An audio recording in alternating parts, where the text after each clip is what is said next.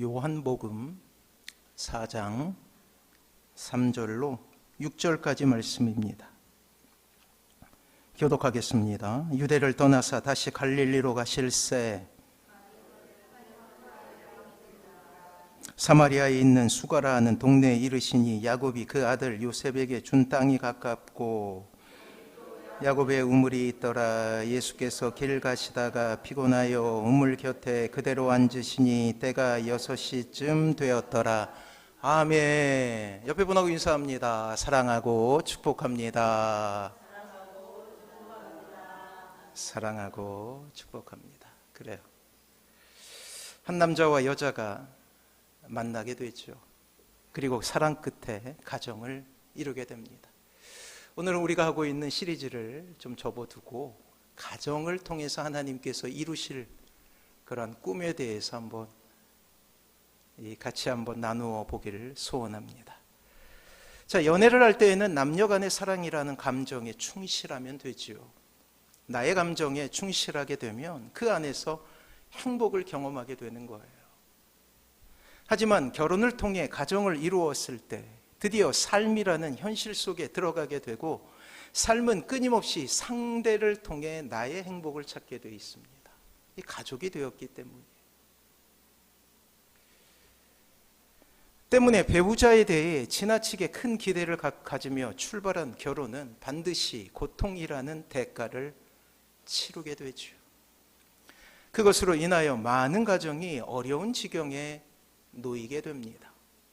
안타깝게도 가정 안에 천국이 있을 수 있고 또한 지옥이 있을 수 있다는 거예요.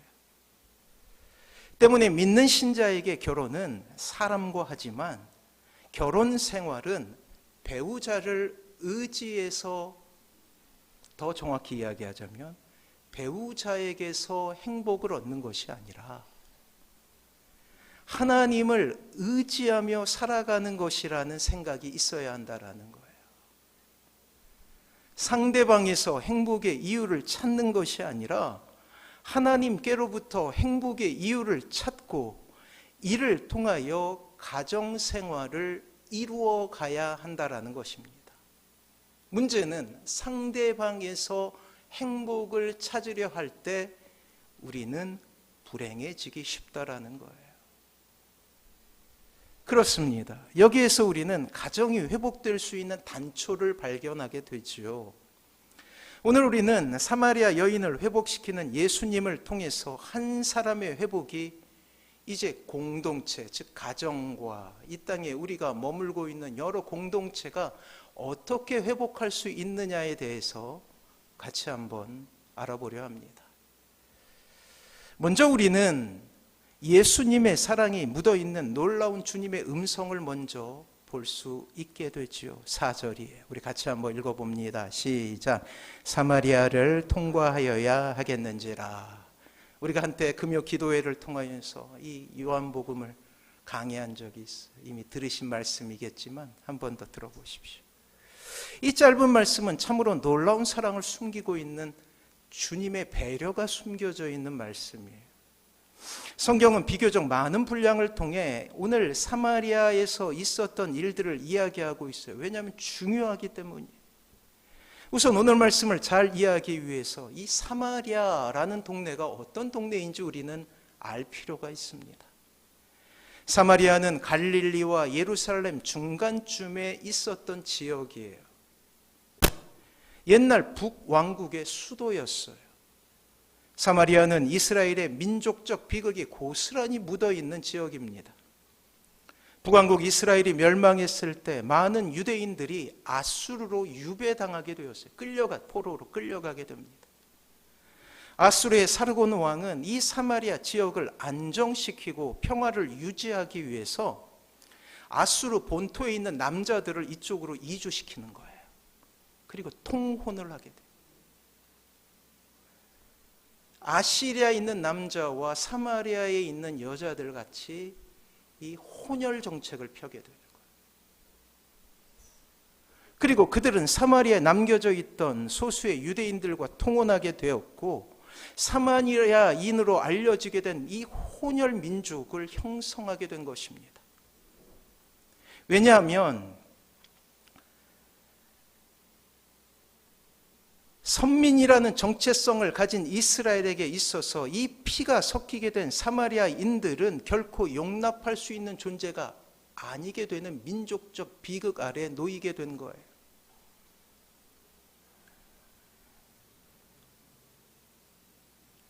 예전에 제가 어렸을 때는 1년에 한 번씩 포스터, 여러 번 그렸네요.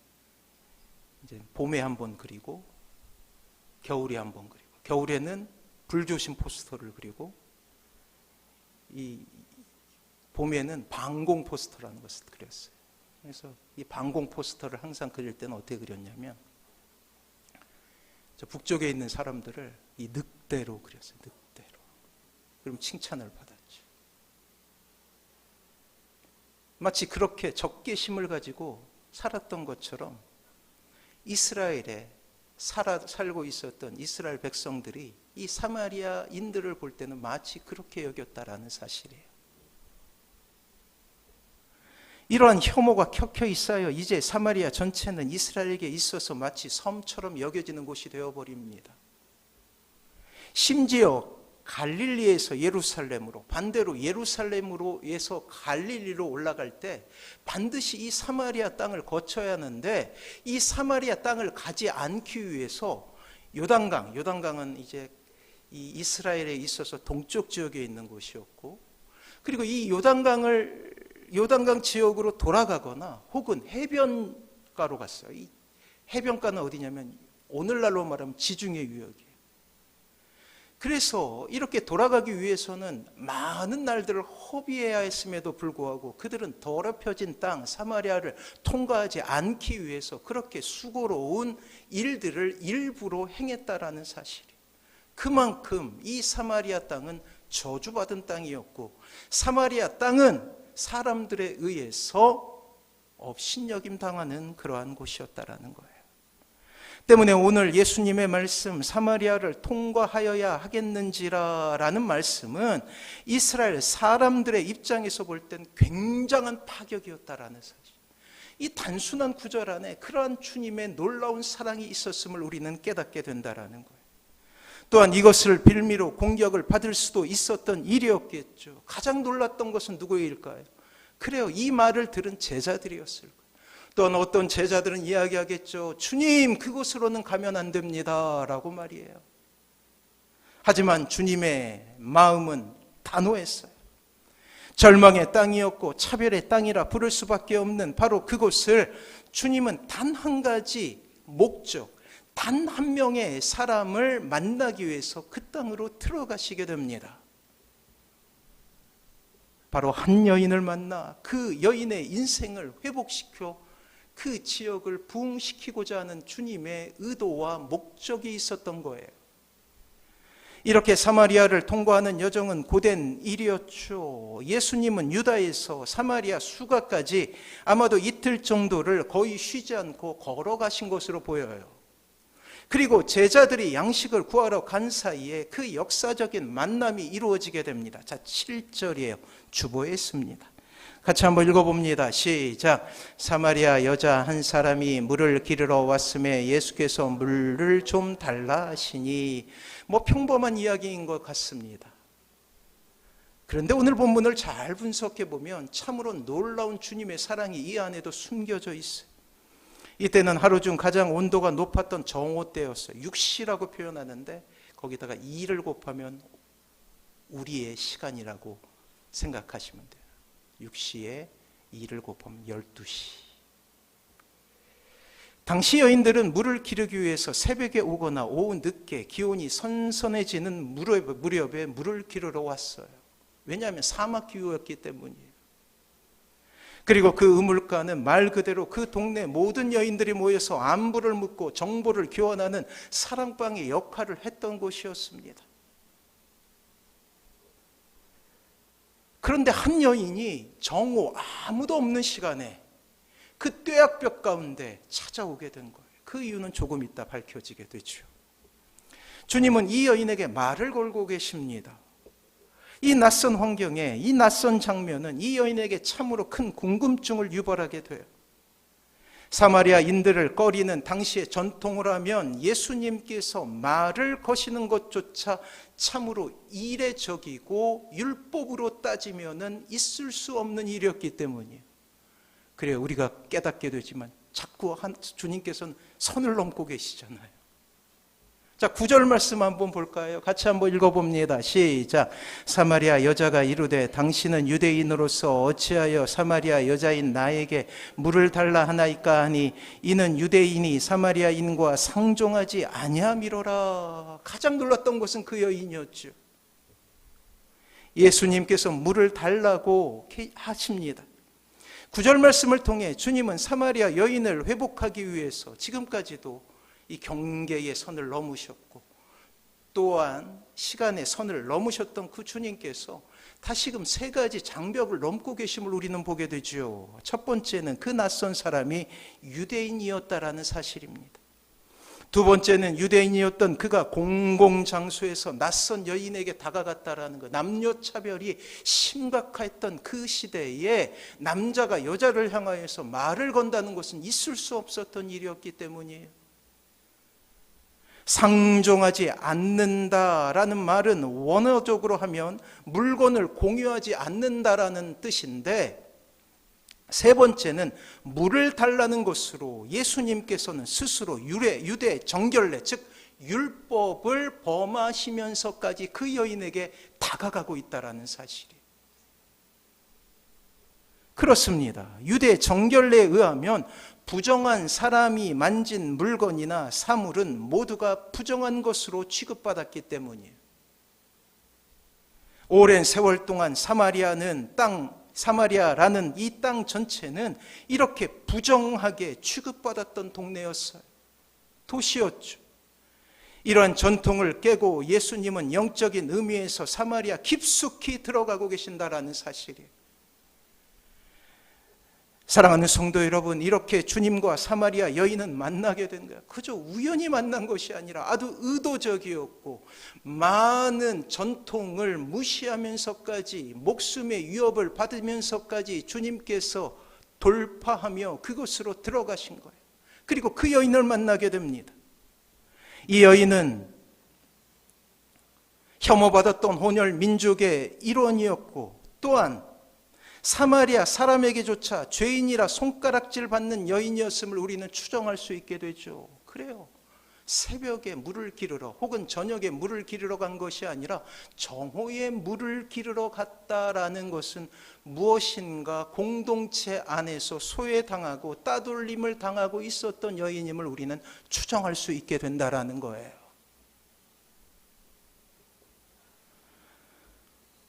그런데 주님은 여인에게 다가가시죠. 그렇습니다. 사랑하는 성도 여러분, 이것이야말로 복음 아닙니까? 우리를 만나주셨던 주님을 기억하고 계시지 않습니까? 우리가 주님을 만났을 때 우리가 어떠한 자격이 있어서 만날 수 있었던가요? 아닙니다. 우리 역시 주님이 이 인생에 들어오는 것이 어떠한 의미인지 알지도 못한 채 그 사랑을 우연히 만나게 된 것 아닙니까? 마치 오늘 사마리아 여인처럼 어찌하여 라는 말을 반복하며 살아왔던 인생 아니에요. 좌절과 절망이 있었고 따돌림을 당할 수 있었으며 많은 사람들의 주목 가운데서 때로는 그것이 힘들고 어려워서 홀로 있기를 작정한 사람처럼 살아온 것이 우리의 인생 아니었습니까? 실패와 절망 가운데서 때로는 좌절하고 낙심했던 것이 우리의 모습 아니었단 말이에요. 또한 무엇이 문제이고 무엇이 아픔이고 어떻게 해야 이런 절망에서 벗어날 수 있는지에 대한 완벽하게 모르는 상황 속에서 우리는 우연히 주님을 만나게 된 거예요. 하지만 주님의 입장에서는 놀라운 계획과 섭리를 통해서 우리를 만나 주셨음을 우리는 깨닫게 되는 것이죠. 사랑하는 성도 여러분, 주님은 이 여인을 만나러 일부러 사마리아 그 고된 길을 마다하지 않으십니다. 스스로 절망과 스스로 관습에 매여 죽어가고 있었던 이 여인을 만나기 위해서 그 모든 장벽들을 넘고 또 넘고 또 넘어서 주님께서 의도적으로 만나 주신 거예요. 사람들이 가지고 있었던 그 무지함을 깨뜨리시고 생명의 길로 인도하시기 위해 다시금 수고함으로 나아가고 계신다라는 거예요. 마치 우리를 만나 주셨듯이 말이에요. 요한 사도는 이렇게 많은 분량을 통하여서 사마리아 여인의 이야기를 우리에게 전하고 있는 것은 마치 주님께서 이 땅에 십자가를 지시고 오시는 것이 주님의 의도적인 계획과 하나님의 놀라운 사랑이 만난 일이었음을 우리에게 알려주려 하고 계신다라는 사실이에요. 그리고 14절을 통해 구체적으로 이 여인의 삶 가운데 뛰어드시는 주님의 모습이 우리에게 보이고 있죠. 우선 주님은 한 가지 그 여인의 인생의 문제를 풀 한 가지 키워드를 우리에게 던지고 계셔요. 무슨 문제가 있었을까요? 자, 14절 같이 한번 읽어봅니다. 14절 같이 읽습니다. 시작. 내가 주는 물을 마시는 자는 영원히 목마르지 아니하리니 내가 주는 물은 그 속에서 영생하도록 솟아나는 샘물이 되리라. 주님께서 나타나셔서 물가에서 주님께서 부탁하시잖아요. 물을 달라, 다오. 그렇게 얘기하자. 이 여인이 쭈뼛쭈뼛 하면서 물을 드리는데 반대로 주님께서 얘기하시는 거예요. 뭐라고 그러냐면 내가 주는 물을 얻어서 드시고자 하시는데 반대로 이야기하시는 거예요. 내가 주는 물을 마시는 자는 영원히 목마르지 아니하리니 내가 주는 물은 그 속에서 영생하도록 솟아나는 샘물이 되리라. 주님께서 그 여인의 그 문제를 정확하게 한 단어로 표현하고 계신데 그것은 목마름이에요. 이 사마리아 여인은 다른 사람이 즐겨 사용하는 시간이 아닌 사막 기후의 정오에 물을 기르러 나옵니다. 이것은 그 여인의 사회적 관계가 모두 깨어졌음을 우리에게 증명하고 있는 말이죠. 사람들에게 손가락질 받는 여인이었다라는 거예요. 이것은 늘 이 여인에게 상처로 돌아왔습니다. 사람들이 의미 없이 던지는 이야기에도 상처는 깊었고 그렇기에 동네 아낙네들이 모이는 자리를 피해야만 했으나 그 시간을 찾아서 물을 기르러 간 것이 사람 한 명도 다니지 않는 정오 무렵에 그 우물가를 찾을 수 있게 되었던 거예요. 이때 그 여인의 인생의 치유자가 되셨던 예수님을 만나게 됩니다. 주님은 이 여인의 문제였던 목마름을 풀기 위해 그녀의 문제 중심으로 들어가기 위한 대화를 시작하고 계셔요. 자, 16절, 17절, 18절 우리 같이 한번 읽어보도록 하겠습니다. 시작. 이르시되 가서 내 남편을 불러오라. 여자가 대답하여 이르되 나는 남편이 없나이다. 예수께서 이르시되 내가 남편이 없다 하는 말이 옳도다. 너에게 남편 5이 있었고 지금 있는 자도 내 남편이 아니니 내 말이 참되도다. 아멘. 이 여인의 문제가 드러나기 시작해요. 목마름의 이유가 밝혀지기 시작합니다. 이 여인의 문제는 남자 관계였던 거예요. 이 여인이 욕을 먹고 조롱을 받아서 왕따를 당했던 이유는 복잡한 남자 관계였기 때문입니다. 그렇습니다. 이 여인은 자신의 허무하고 허망한 인생을 채우기 위해서 사랑을 강구했던 여인이에요. 남자의 사랑으로 자신의 목마름을 채우려고 노력했던 사람이라는 것입니다. 그 허무한 시절 사랑으로 자신의 인생을 채운다면 그 모든 것을 보상받을 수 있어 그리고 자신은 행복한 여인이 될 수 있다라는 헛된 꿈을 쫓아 살아왔던 거예요. 하지만 채워지리라 생각했던 목마름은 결코 해결될 수 없었고 관계는 복잡해졌으며 많은 사람들에 의해서 이제 손가락질 당하는 지경에 놓이게 된 것입니다. 마치 갈증이 생겼을 때 바닷물을 먹으면 더욱 큰 갈증이 생기듯이 수많은 남자들을 만났지만 결코 이 여인의 목마름은 채워질 수 없었던 거예요. 상대에서 행복을 찾으니 더욱더 목마르고 더욱더 고통스러운 관계의 미로 속에 갇혀서 절망을 경험하고 있었다라는 사실입니다. 그리고 가정은 이 여인에게 드디어 지옥이 되어버린 거예요. 이것이 이 여인이 경험하게 되었던 첫 번째 목마름으로 인한 고통이었죠. 이것으로 인하여 이 여인의 모든 관계가 깨어집니다. 자신을 지지해 주었던 친구들도 떠나가게 되고 자신의 친구가 되어주었던 이웃들이 떠나가기 시작해요. 사람들이 모이면 수군거리기 시작합니다. 그러한 모습을 볼 때 이 여인은 상처를 받게 된다라는 거예요. 완전히 삶이 망가져 버린 것이죠. 이로써 가정은 완전히 깨어지고 피폐해졌어요. 그리고 이러한 부부 관계가 깨어짐은 이어서 이웃과의 관계에도 문제가 생기게 만들어졌고 모든 인간 관계가 깨어지는 절망 가운데 놓이게 되었다라는 것입니다. 사랑하는 성도 여러분,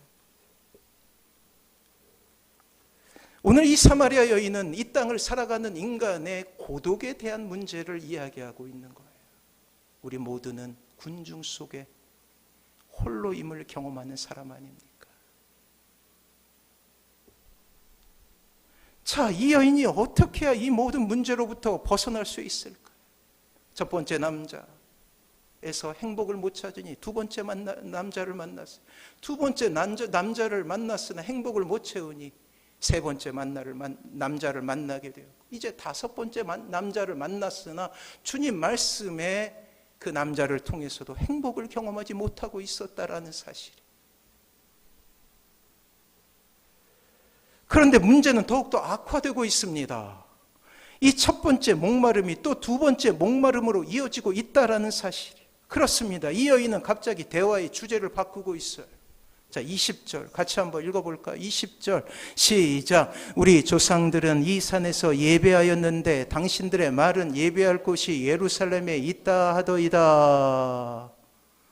자, 우리는 예수님과 여인의 대화에 끼어들 수 없을 정도로 너무나 주제가 빨리 변화하고 있음을 보게 되죠. 집중하지 않으면 곧 길을 잃게 될 정도로 말이에요. 생수에 대해 이야기하다가 주님은 여인의 남편이라는 주제를 바꾸십니다. 관계로 바꾸시죠. 또 여인은 남편에 대해 이야기하다가 다시금 예배 문제로 화제를 바꾸고 있다라는 사실이에요. 하지만 우리는 이 모든 것이 한 가지 주제를 관통하고 있음에 대해서 깨닫게 되죠. 여인은 목마름을 해결하기 위해서 사랑이란 것으로 채우려고 했어요. 하지만 이러한 그녀의 시도는 여지없이 실패하고 맙니다. 그렇게 사랑을 갈구하는 과정 속에서 이 여인은 죄를 짓게 되는 거예요. 다른 모든 사람들이 이 여인을 향해서 손가락질하며 저 여인은 죄인이다, 율법의 잣대를 대고 종교 지도자들이 정죄하기 시작했다라는 거예요. 너는 죄인이야 라고 말이에요. 이러한 빌미로 사람들은 이 여인을 멸시하고 조롱하게 되었던 거예요. 사회적 관계가 모두 깨어지게 된 거예요. 죄인이야 라고 이야기하는 순간부터 그 여인에게 다가갈 수 있는 사람이 한 명도 없었던 거예요.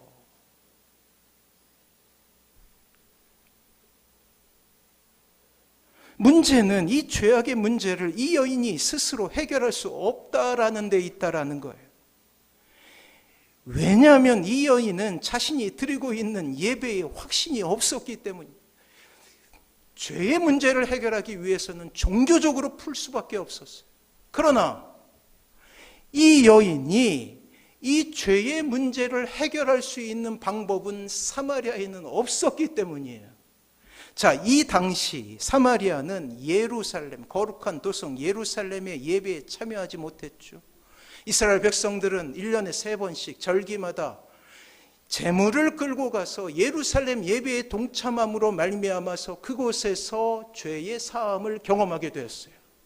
근데 이 사마리아인들은 그 예루살렘 예배에 동참할 수가 없었다고요. 왜냐하면 혼혈인이었기 때문이에요. 따라서 사마리아인들은 새로운 대안으로 그리심 산에 제단을 두어 예배하게 되었던 것입니다. 하지만 이 여인은 예배가 반복되고 수많은 제물을 바치고 그리고 많은 헌금을 드렸지만 이 여인의 마음속에 죄가 사하여졌거나 용서받았거나 이 죄가 없어졌다라는 그러한 마음이 들지 않았던 거예요. 더 큰 공허함이 이 여인을 찾아오게 되었고 그리고 수많은 세월 수많은 예배를 드렸지만 가산의 탕진과 많은 것을 잃어버리는 그러한 절망 가운데서 다시금 좌절하게 된 거예요. 그러자 이 여인은 예배에 대해서 이야기합니다. 자신의 죄를 씻고자 하나 늘 그의 마음은 채워지지 않는 목마름으로 영적인 고통을 겪고 있었던 것입니다. 사마리아인들은 예배를 드리고 있지만 분명한 대상, 즉 하나님에 대해서 알지 못했기 때문이에요. 자, 22절 주님께서 이렇게 말씀하십니다. 같이 한번 읽어보죠. 시작. 너희는 알지 못하는 것을 예배하고 우리는 아는 것을 예배하노니 이는 구원이 유대인에게서 남이라. 그래요. 이 여인이 예배를 통하여서 만족감을 누릴 수 없었던 이유가 밝혀지게 되죠. 사마리아에서 드리는 예배의 결정적인 약점은 그들이 온전히 하나님을 알지 못한다는 데 있었어요. 여인이 생각했던 장소의 문제가 아니었던 거예요. 근본적으로 하나님에 대한 무지함 때문이었다라는 사실이에요. 이러한 여인에게 주님은 놀라운 말씀을 하십니다. 예배의 주인이 되신 예수님의 말씀 가운데 비로소 목마름이 해결되는 놀라운 현장을 보게 되는 거예요. 요즘 이 젊은 친구들의 이렇게 자주 쓰는 말 중에 하나가 도파민이라는 게 있어요. 갑자기 희열을 경험하는 거. 그야말로 이 여인에게 있어서 도파민이 터지는 그런 놀라운 일들이 있게 되는 거예요. 단 한마디 말로 이 여인의 모든 걱정과 염려와 절망과 아픔들이 해결되고 있다는 사실이에요. 23절에 있습니다. 같이 한번 읽어볼까요? 시작. 아버지께 참되게 예배하는 자들은 영과 진리로 예배할 때가 오나니 곧 이때라. 아버지께서는 자기에게 이렇게 예배하는 자들을 찾으시느니라. 아멘. 사랑하는 성도 여러분, 답을 발견했습니까? 이 음성을 들었을 때 여인이 얼마나 기뻤을까요? 하나님께서 예배자를 찾으신다라고 말씀하고 계시는 거예요. 지금까지 수많은 세월을, 수많은 시간을 이런 용서함과 죄의 사함을 위해서 노력했지만 그것을 이룰 수 없었는데 주님의 말씀대로 이런 놀라운 진리를 깨닫게 되는 거예요. 내가 찾는 것이 아니라 하나님께서 죄인인 나를 찾으셨구나 라고 말이에요. 그리고 여인은 이 주님의 말씀을 듣고 통회하는 죄인을 사랑하시는 하나님에 대해서 비로소 알게 됩니다. 배척받고 소외당하고 고독하고 상처 입고 고통 속에 있었던 이 여인이 이 단 한 가지 말을 통하여서 회복되기 시작했다라는 거예요. 하나님께서 나를 찾으셨구나.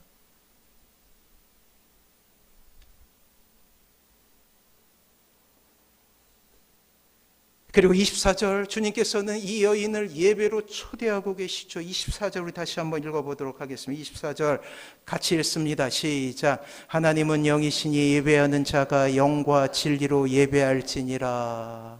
뭐라고 말씀하셔요? 네가 가져온 재물이 어떠느냐가 중요한 거 아니야. 네가 지금 어떤 모습으로 어떤 옷을 입고 이 자리에 나왔는가가 중요한 것이 아니야. 그래. 영과 진리로 주님 앞에 나갈 때 주님께서 예배함을 받아주신다고 말씀하고 있는 거예요. 갈급함으로 목마름으로 주님 앞에 나아갈 때 주님께서는 예배를 받으신다라고 말씀하고 계신다는 거예요. 여인은 알게 된 것입니다. 자신을 죄에서 해방하는 놀라운 방편으로서의 예배를 말이에요. 사랑하는 성도 여러분, 하나님께서 이렇게 우리를 찾아오셨습니다. 이것을 믿으시기 바랍니다. 우리의 처지와 우리의 모습과 상관없이 우리를 찾아주신 거예요. 그것이 기적 아니고 무엇이겠습니까? 사마리아 여인처럼 인생의 목마름으로 고통하는 우리를 그 처절한 우물가로 찾아오셔서, 일부러 찾아오셔서 진정한 죄에서 해방을 주시기 위해 우리를 예배자로 세우셨으며, 이제 우리는 그 사랑과 은혜 가운데 하나님의 자녀로서의 지위마저 얻게 된 것 아닙니까? 죄인에서 자녀라는 신분을 얻게 된 거예요. 사랑하는 성도 여러분, 이것이 우리의 인생에 찾아온 최고의 선물이자 위대한 기적임을 기억하시기 바랍니다. 그래요, 이 자리에서 우리가 예배하고 있다는 것, 그것은 하나님의 놀라운 선물이라는 거예요. 이 복음이 우리를 살리셨습니다. 사랑하는 성도 여러분, 예수님밖에 우리의 인생의 문제와 목마름을 해결하실 분은 없어요. 신자는 이것을 믿고 살아가는 사람 아닙니까? 가정의 회복은 이렇게 한 사람이 예배자로서의 거룩한 지위를 찾게 되는 그 순간부터 시작되게 됨을 우리는 오늘 본문을 통해서 다시금 확인하게 될 것입니다. 뒤를 이어나오는 놀라운 말씀을 통해 이 놀라운 하나님의 방법을 발견하게 돼요. 자, 하나님은 이 땅을 회복하실 때 반드시 어떤 패턴을 가지고 회복하셔요. 그중 하나가 바로 한 사람의 회복을 통해 공동체 전체를 회복시키신다라는 거예요. 여러분들의 가정을 회복하기 위해서 가장 먼저 하시는 일이 무엇이냐면 한 사람을 회복시켜요. 이 자리에서 예배드린 여러분들을. 그래서 상대방에서 문제를 찾게 하시는 것이 아니라 나에게서 문제를 찾게 하신다라는 거예요. 오늘 사마리아 그 오역의 땅에 주님이 찾아오셨죠. 그리고 가장 비참하고 조롱받던 한 여인을 회복시키십니다. 이 짧은 만남을 통해 이 여인은 하나님을 진정 알게 되었고 예배자가 되었어요. 그리고 진짜 기적과 같은 일이 일어나게 된다라는 사실이죠. 그렇습니다. 자신을 조롱하던 사람들을 피해 사막에 정오 12시에 물을 기를 수밖에 없었던 여인이요, 모든 관계가 파괴되었던 여인이었죠. 홀로 고립되어 상처를 안고 고통을 받을 수밖에 없었던 여인이었습니다. 그러나 자 보십시오. 어떠한 역사가 일어나고 있는가? 28절, 29절 같이 한번 읽어보도록 하겠습니다. 같이 읽습니다. 시작.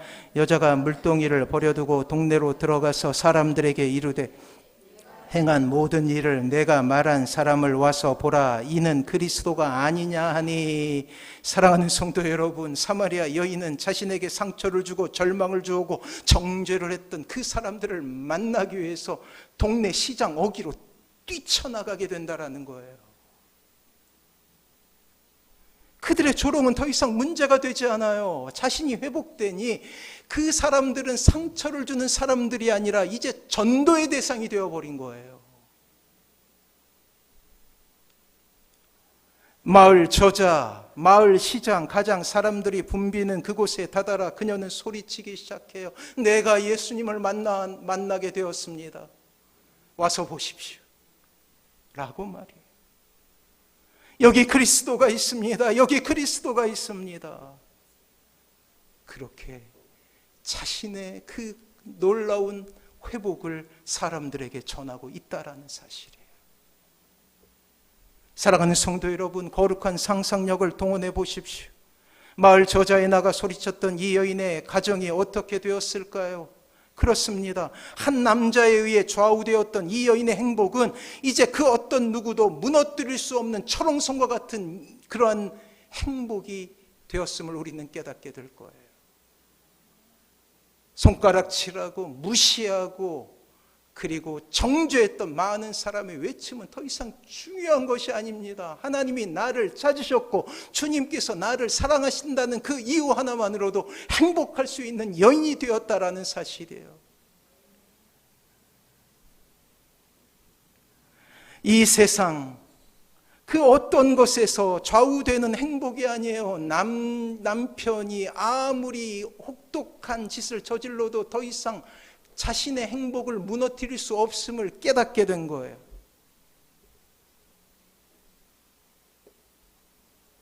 그리고 이 놀라운 행복의 원천은 스스로만 행복하게 했던 것이 아니죠. 이제 남편을 변화시키고 세상을 변화시키기 시작합니다. 손가락질을 했던 사람들, 업신여겼던 사람들이 이 여인의 말에 주목하기 시작한다라는 거예요.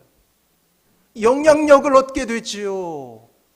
이 여인의 신분이나 이 여인의 처지가 그러한 영향력을 준 것이 아니라 주님을 만났던 그 확신, 주님께서 나에게 주셨던 복음, 주님께서 나를 부르셨고 또한 하나님께서 예배하는 자를 찾으셨다라는 이 놀라운 사실이 이 여인의 말에 있어서 영향력을 주기 시작했다라는 사실이에요. 사랑하는 성도 여러분, 이것이 이 땅에 하나님의 나라가 이루어지는 비결임을 기억하시기 바랍니다. 우리의 가정에 하나님의 나라가 이루어지는 비결은 바로 이것입니다. 사랑하는 성도 여러분, 하나님은 놀랍게도 믿을 수 있을 때까지 설득하시고 설복하시어 결국 하나님의 사람으로 만들고 구원이라는 놀라운 선물과 하나님의 자녀라는 신분을 주십니다. 여기서 끝나는 것이 아니라 이러한 신분을 통해서 우리의 가정이 하나님의 나라가 되는 놀라운 일들을 지금도 꿈꾸고 계신다라는 사실이에요. 사랑하는 성도 여러분, 한 여인의 변화는 그 오욕의 땅이었던 사마리아, 상처로 똘똘 뭉쳐서 결코 변화하려 하지 않았던 사람들의 마음을 녹이기 시작해요. 이 여인에 의해서 말이에요. 주님께서 직접 하신 것이 아니라 이 여인에 의해서 말이에요. 가정을 넘어 도시가 회복되는 놀라운 일들을 보게 됩니다. 그래요, 유대인들에게도 이러한 역사가 없을 정도로 아주 희귀한 영적 부흥이 그 죄악이라고 고백했던 그 땅에 이루어지기 시작하자 놀라운 부흥이 일어나고 있다라는 사실이에요. 사랑하는 성도 여러분, 이 놀라운 일들이 오늘날에도 이루어지길 하나님은 소원하십니다. 이것을 믿으시기 바랍니다. 그리고 여러분의 이름을 부르셔요. 가정이 회복되기를 원하십니까? 특별히 명절 기간, 그 처음은 여러분들이 먼저 하나님의 말씀으로 회복되는 것입니다. 예배자로서의 회복이 임하는 거예요. 주님께서 우리를 불러주셨다라는 이 감격을 회복하는 것입니다. 그래요, 모든 문제 해결은 바로 나로부터 시작함을 기억하십시오. 이를 위해 몸부림치십시오. 가정을 회복하기를 원한다면 내가 먼저 회복돼야 되는 거예요. 주님의 사랑으로 녹아져야 한다라는 거예요. 내 영혼의 회복 없이 결코 가정의 회복은 있을 수가 없습니다. 그래서 은혜의 방편을 사용하십시오. 모든 예배는 우리를 위한 하나님의 회복의 방편임을 기억하십시오.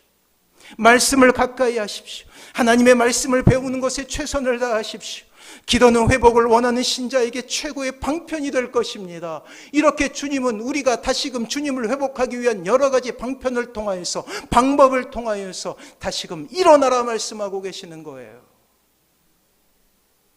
이렇게 인내로서 조금씩 나아가게 되면 우리의 가정은 반드시 회복하게 될 거예요. 설교 서두에 했던 말을 기억하십니까? 믿는 신자에게 결혼은 사람과 하지만 결혼 생활은 배우자를 의지하며 살아가는 것이 아니라 하나님을 의지하며 살아가는 것이라는 그 진리를 말이에요. 하나님을 의지하십시오. 힘들지만 그리하십시오. 그렇게 되면 놀라운 회복이 우리의 삶 가운데 임하게 될 줄 믿습니다.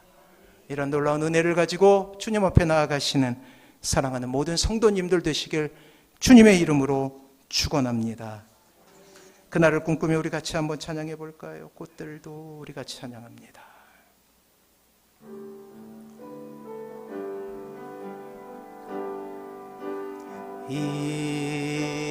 이곳에 생명샘 솟아나 눈물 골짝 지나갈 때에 모자나 열매 맺히고 웃음소리 넘쳐나리라. 꽃들도 구름도 바람도 넓은 바다도 찬양하라 찬양하라 예수를. 하늘을 울리며 노래해 나의 영혼아. 은혜의 주 은혜의 주 은혜의 주.